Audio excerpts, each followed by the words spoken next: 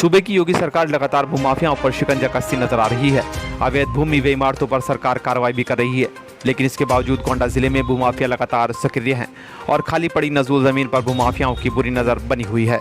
आए दिन सरकारी जमीन पर अवैध तरीके से हेराफेरी कर बेनामा करने वाले मामले सामने आते रहते हैं। ताज़ा मामला गोंडा नगर पालिका के पंतनगर मोहल्ले की खाता संख्या 83 व 84/2 का है। यह भूमि जिले को राजधानी लखनऊ से जोड़ने वाले मुख्य मार्ग पर स्थित है, जिस पर अब तथाकथित भूमाफियाओं की बुरी नजर पड़ चुकी है। नगर पालिका परिषद के पूर्व अध्यक्ष रुपेश कुमार श्रीवास्तव और निर्मल ने इस पूरे प्रकरण भ्रष्टाचार के गंभीर आरोप लगाते हुए सूबे के मुखिया व अपर मुख्य सचिव को पत्र लिखकर निष्पक्ष जांच की मांग की है। नगर में ज़मीन का प्रकरण है और ज़मीन जिसका खाता संख्या 83 और 84/2 है, जो लगभग 7 बीघा और 19 बिस्वा ये ज़मीन है मौके पर। और मौके पर नजूल की ज़मीन है जो लगभग 2005 में उसका मतलब जो पट्टा था वो समाप्त हो चुका है।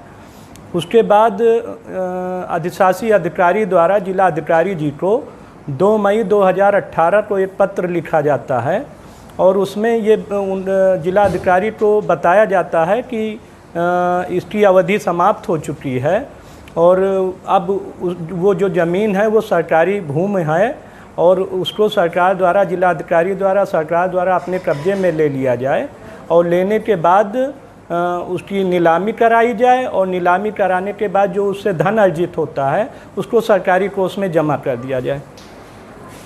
उसी जो है 4/9/2020 को अधिशासी अधिकारी श्री विकास सैन जी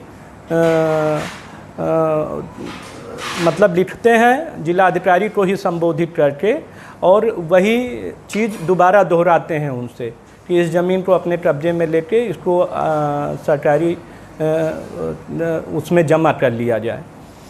फिर तीसरी चिट्ठी बनवाते हैं वो 12 अक्टूबर 2020 को श्री विकास सैन जी अधिशासी अधिकारी, और उसमें प्रभारी अधिकारी नजूल नगर मजिस्ट्रेट को ये चिट्ठी संबोधित करते हैं और उनको भी इस प्रकरण का सारा संज्ञान देते हैं।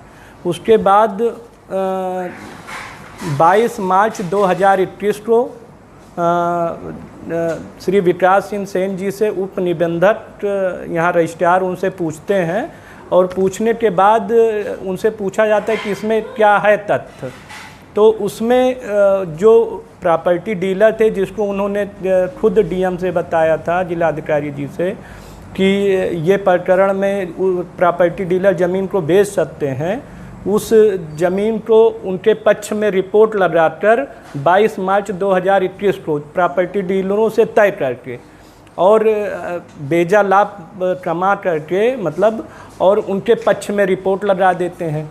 उसमें वहीं के सभासद और कुछ माननीय के द्वारा मिलके और उसको बैनामा कराया जाता है। बैनामा उसमें 3-4 हो चुके हैं और उसको धीरे धीरे बेचने का प्रयास कर रहे हैं। इसको लिखी है नगर विकास मंत्री को लिखी है, मुख्य सचिव को लिखा है और आज मैं नगर विकास मंत्री जी से समय लिया हूँ और मिलने भी जा रहा हूँ।